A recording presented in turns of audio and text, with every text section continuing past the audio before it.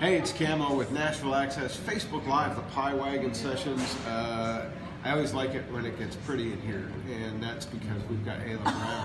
Oh, thanks. See, that's the talk show thing. You got to score the points. No, right absolutely. At the beginning. Right at the entrance or That's right. Yeah. And then you don't get bad answers for the next one. Exactly. We're much kinder after a few compliments. And gentlemen, please understand that this goes for life. This is not just for this moment. That's right. Yeah. The more compliments, the more you get. It's so cool to have you here because we've known each other kind of for a few years. The last time I saw you were in the studio with a friend. Yeah. And because you'd done a duet with him. And now we get you, and it's long overdue. Thank you for having me. Yeah, that was Pete Kennedy, Irish country singer, and we co-wrote some songs, including a duet. And so, yeah, you can find information on Pete Kennedy if you just go check him out. Yeah. Very talented. He's kind of almost like Willie Nelson. He's recorded with everybody. He's really making his American rounds. Yeah, you know? I think the only one he hasn't recorded with is Julio Iglesias. So enough about other stuff. You've been a busy girl. Yeah, I have been. So what have you been doing for the past 6 years since I've seen you? I was going to say, no, seriously, amen. Yeah. So I moved down to Nashville from Massachusetts almost 7 years ago.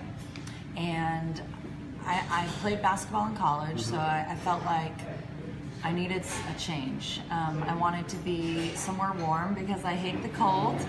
And music was really just speaking to my heart and calling my name. And I had a visit down here in Nashville before I moved down here. And you want to know what my first gig ever was here in Nashville? What? It's the caliber is like very high. Okay. I should have known. Don't move here. It's not going to get this good. But my first gig ever was singing the national anthem with the Nashville Orchestra on 4th of July. Well, yeah, that's kind of heavy. Heavy. Yeah. And so I thought, oh my gosh, I'm going to move down to Nashville. I'm going to be this, big star. I'm going to probably sing with the Nashville Orchestra like at least twice a year. And that's happened how many times? It happened once, and but dangling the bait. Yeah, exactly. They dangled it really well, and then I moved down here and I started writing music, started writing songs, and meeting as many people as possible. And I always kind of found myself out of Nashville making the money and going on tour and singing my heart out to anyone who would listen to the songs that I had written down here. And I feel as though that's been kind of the formula that's been going on since I moved down here, which has been almost 7 years ago. I find myself in the summers going up northeast, back to Massachusetts and where I came from, and then in the winters I'm here writing songs and recording some new music. So the summer's up in the northeast because the humidity here isn't quite enough for I know. So you gotta go up there and get more. It's so hot down here, but of course, and I've had some amazing Nashville performances since living here. First started out with that one, but I also had my Grand Ole Opry debut a few years ago. And how was that? You got to tell us. It was magical. It really was.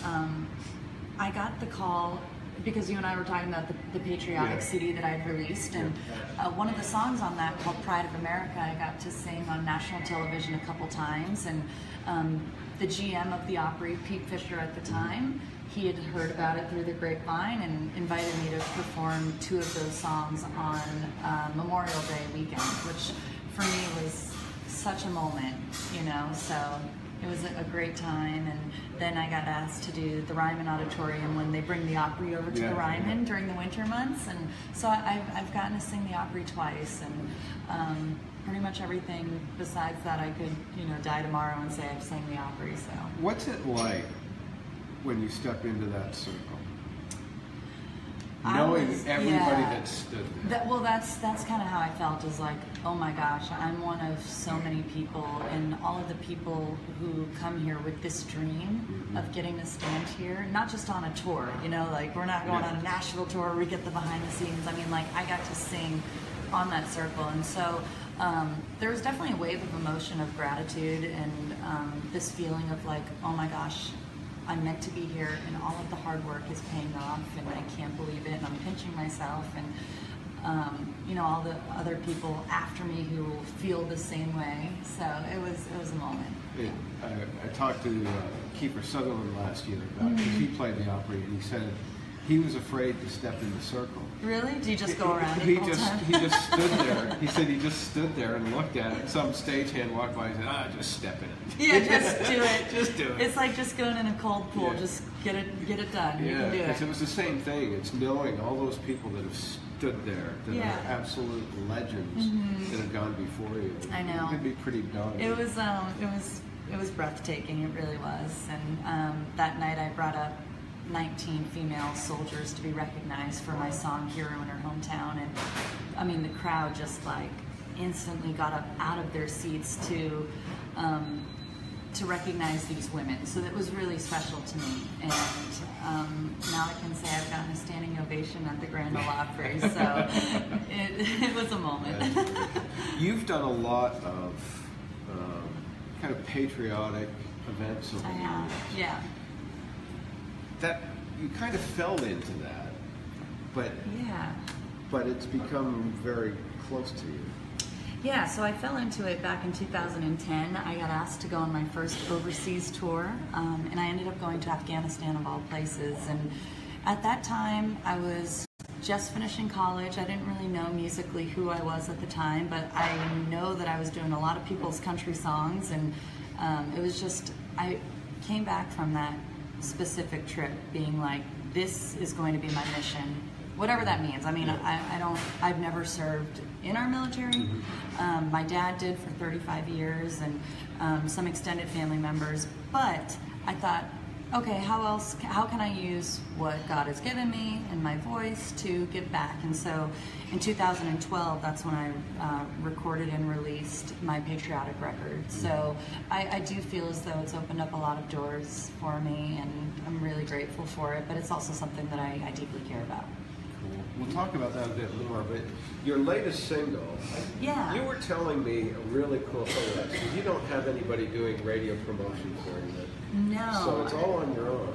Exactly. So everything that anyone sees is all done by me. Booking, promotion. From booking, yeah. And I'm really lucky. I have a PR group down here in Nashville that gives me opportunities like this. And This isn't really anything you want to no, be this bragging is great. about. No, stop it. Listen, believe me, anytime you can talk to any new person about your music, this is a good day. So, but yeah, we do this on a very grassroots level. But I released a song called Label in August, and I put it on Play MPE, and which is a distribution service for radio to yeah, get the song. exactly. And use my hard-earned piggy bank money and put it on up there, and I kind of just waited to see what would happen, and I saw that different radio stations throughout the country were playing it. And not only were they playing it, they were spinning it, and then they were testing it like on their audience to see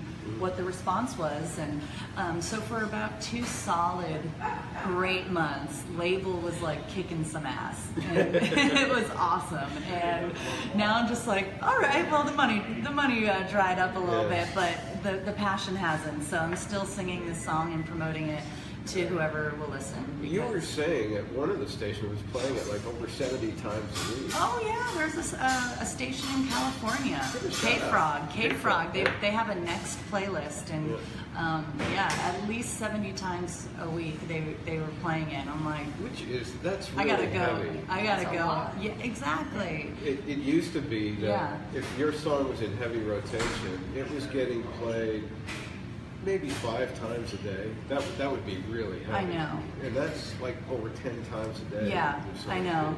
There must have been a technological glitch. Great song. Thank you. Yeah. I mean, I still have the screenshot. Every time I went to that website to see how many spins it was getting, I always screenshotted it because, you got to remember these milestones. And they are milestones for people like me and everyone else in this industry who's trying to do this exact thing.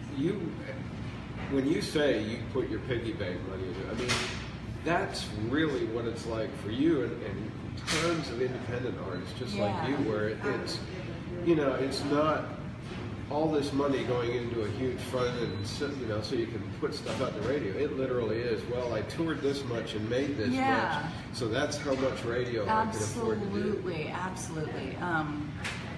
And it's crazy because I know how much I have in the account right now, and it is probably the least.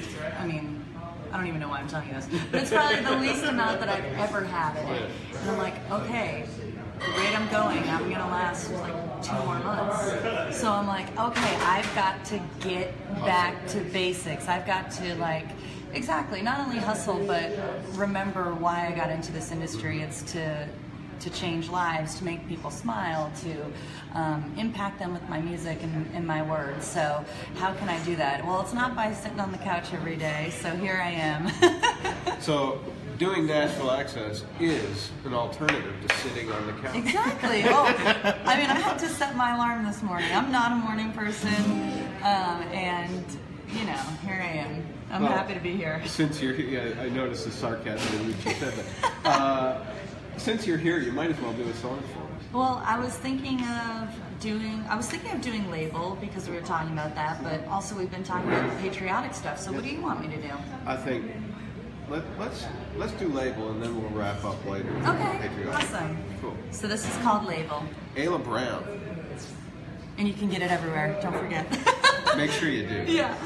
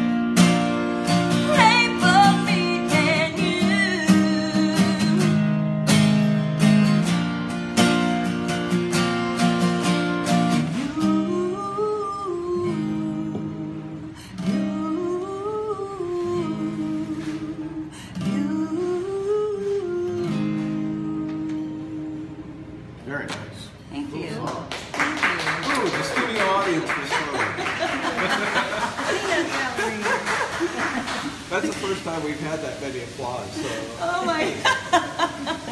That's the first we time added an applause machine in the background, so we paid really the audience for us today. I think. Yeah, thanks. You talk about playing basketball and going back to basics. Is that something you learned as an athlete, that when you find yourself kind of getting a little down the road where you don't know where you are, you go back to those basic elements of what you do?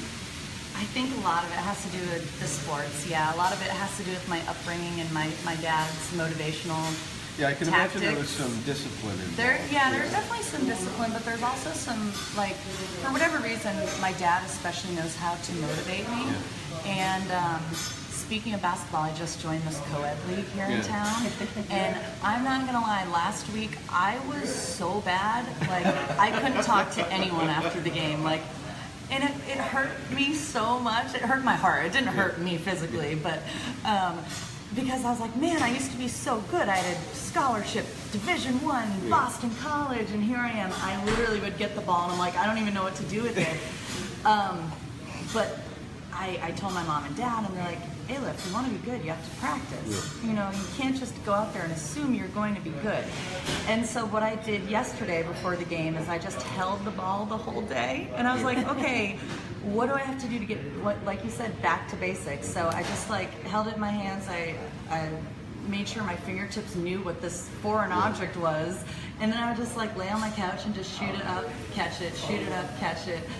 And yesterday I played so much better, and I'm like, okay, I know it sounds silly, but I think life can be looked at the same way. Yeah. You know, you just kind of go back to basics and think, why am I doing this? What makes me happy? Am I smiling every time I wake up in the morning? And if the answer is no, then, you know, one must change what you're doing. If the answer is yes, then by all means, keep up the good work. It's like that general is saying, the best thing you can do every day is make your bed. Make your bed. Yeah. Because when you make the bed, you've accomplished something. You want to know something funny? I know the general said that, and I said that to my sister the other day. I'm like, yeah, I just woke up and made my bed, and you know, I feel like I accomplished something today. And she goes, yeah, remember when I told you that? I'm thinking like, that's so cute. My sister thinks she's the one that gave me that advice, but I really did see that YouTube clip with the general. And regardless who said it, it's a great piece of advice. It is, because you get up and you accomplish something. And when I was, it's the same kind of thing. When I played steel for a long time, and when I went back to playing, the first thing I start doing is all the show-off stuff, harmonics and all that. And then I'm frustrated because I can't play like I used to. Yeah. Yeah. And it's okay, forget all the stuff that makes people go, ooh, and do what you do. Yeah. Learn the basic chords. Yeah. There you go. Cool. Go us. All right.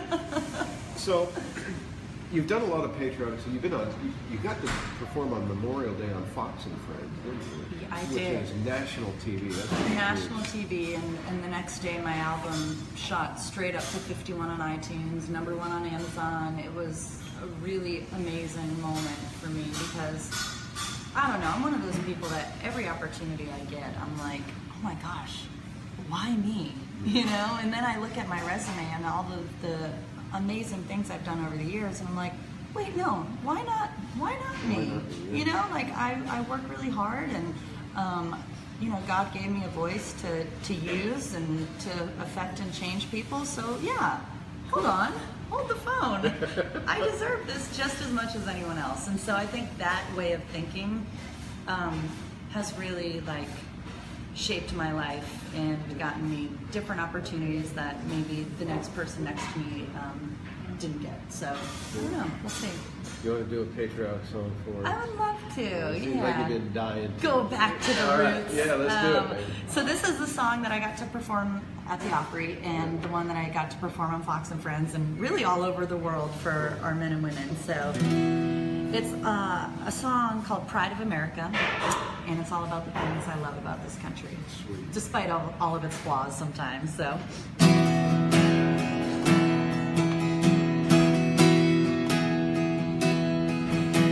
When a teenage boy's been saving tips, spending every weekend working double shifts, 'cause that F-150's just gotta be his. That's the pride of America. When the tears rolling down the father's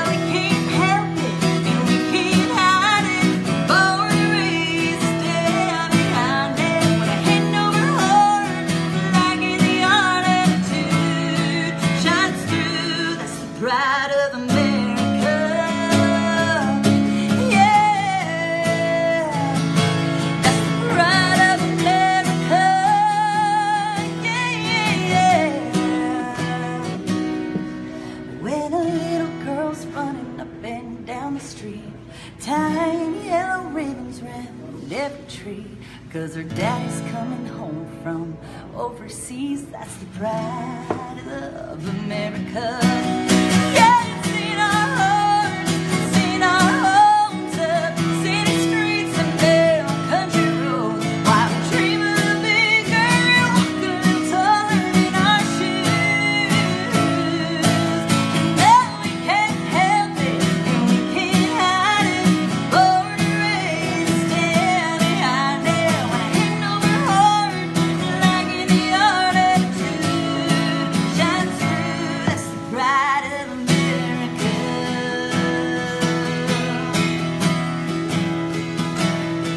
Pride of America.